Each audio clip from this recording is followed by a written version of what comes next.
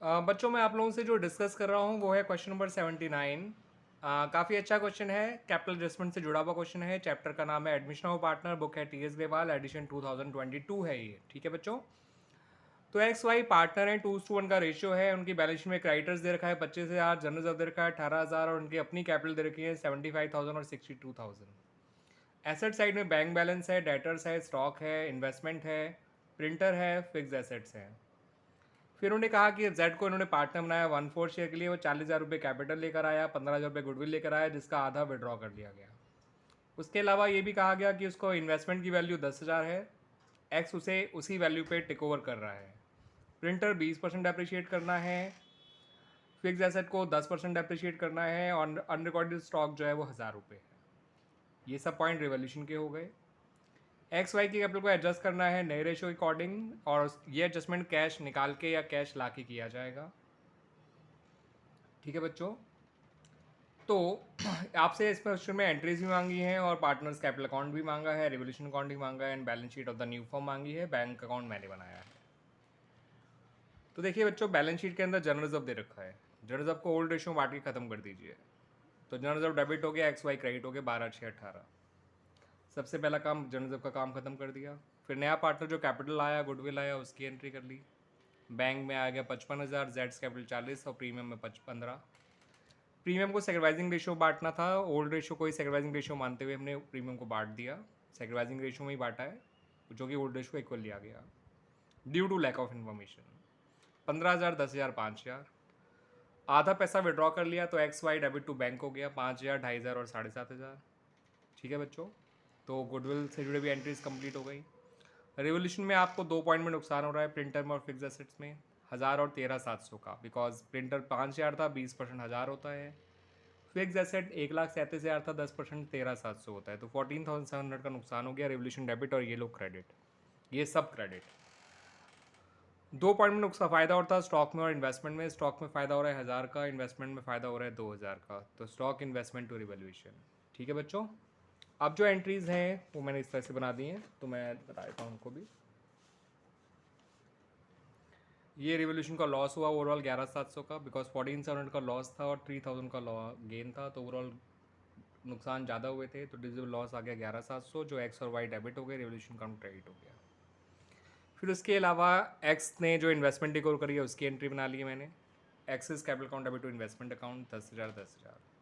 बाकी ये दो एंट्री क्या है ये मैं आपको कैपिटल अकाउंट के बाद बता दूंगा कि कैसे आया। Bank account debit to X capital account 5,800 और Y's capital account to bank account 26,600।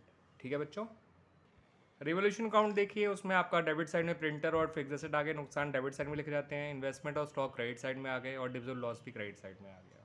Revolution account complete हो गया। एंट्रीज आ गई तो अकाउंट बनाना आ ही जाता है। नुकसान होते यहाँ पे हैं, बढ़ते यहाँ पर है, फ़ायदे होते यहाँ पे, अगर होते तो बढ़ते यहाँ पर। फिलहाल नुकसान ज़्यादा हुए थे तो नुकसान ही फाइनली बटेंगे पार्टनर्स में, जो डिफरेंस होगा 11,700। दैट्स वाई बच्चों। क्लियर बच्चों, now come to the capital account. Capital account में बार सी जी ओ भी कोई फॉलो करना है। बार का बी होता है ओपनिंग बैलेंसेस 7562, सी ए होता है accumulated profit and accumulated losses, तो उसमें जनरल रिजर्व दे रखा था वो बढ़ गया एक्यूमुलेटेड प्रॉफिट के नाम पे। आर होता है रिवोल्यूशन, तो रिवोल्यूशन में लॉस था वो डेबिट साइड में चला गया।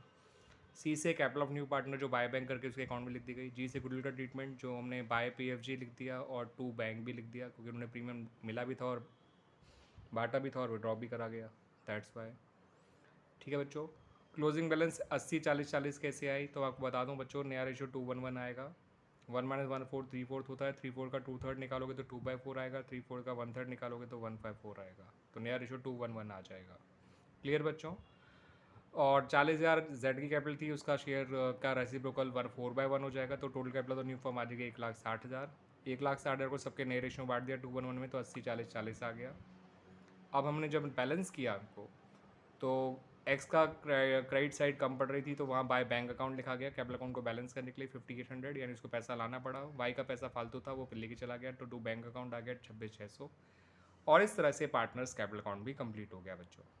इस क्वेश्चन के बैंक अकाउंट को भी देख लीजिए। To balance brought down 5,000, to जेड्स capital account 40,000, to P F G that is premium of goodwill 15,000, by X by Y जो आधा प्रीमियम निकाला था उसके लिए 5,000 और 2,500, टू एक्स कैपिटल जो पैसा उसे लाना पड़ा, बाय वाइस कैपिटल जो उसे पैसा ले आना पड़ा, और क्लोजिंग बैलेंस बचा 31,700। तो इस तरह से बैंक अकाउंट भी बन गया। बैलेंस शीट देख लीजिए, क्रेडिटर एज इट इज़ आ गए, कैपिटल आपके नई वाली आ गई और जनरल रिजर्व तो बढ़ ही गया था। बैंक 31,700 मैंने बैंक अकाउंट से दिखाई दिया आपको। Data as it is, stock 1,000 जोड़ के लिखा, प्रिंटर में 1,000 माइनस करके लिखा, फिक्स एसेट में 1,23,300 इसलिए आया, 1,37 में से 13,700 माइनस करके।